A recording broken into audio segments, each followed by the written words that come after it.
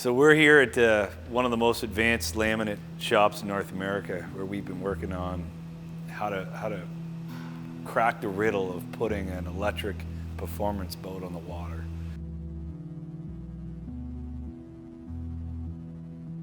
Boats are just incredibly inefficient.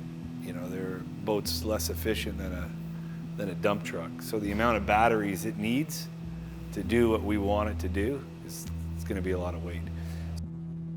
So that brings us right to carbon fiber, which is one of those rare products that comes along in the history of the world, which is both lighter and stronger.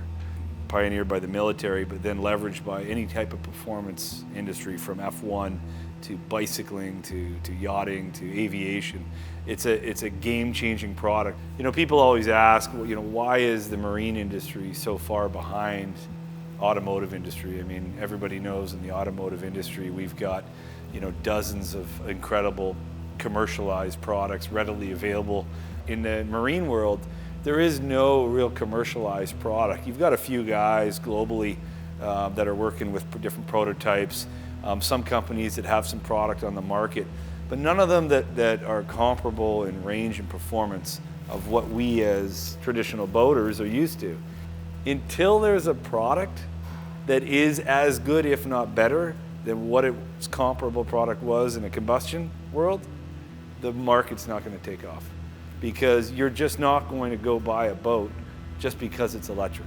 It's got to be electric and still fulfill what you need to do on the water. At Voltari, you know, we are not just one company, we are a group of companies that's each pioneered a piece of the technology that's needed to crack that riddle. You know, at Voltari, that 24-degree dead rise it's critical. There's no water you're scared to go out in. It is, you know, like an off-road truck. You want to go off-road?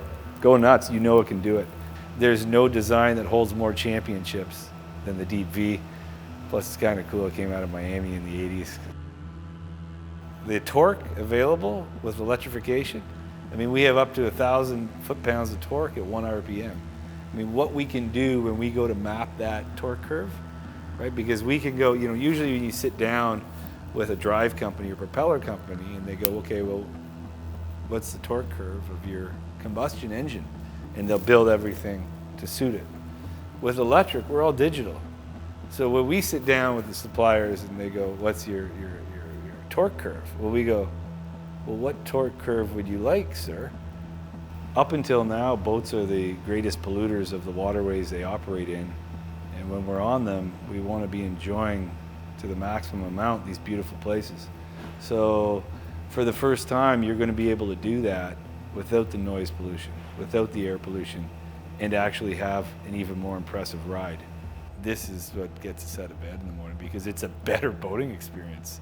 Like, our whole lives, we've been trying to go, you know, faster and further, and here we are with electric. All of a sudden, we can't understand why it hasn't happened yet. Now, when we get into the details, you start understanding, but I mean, this is going to change the world.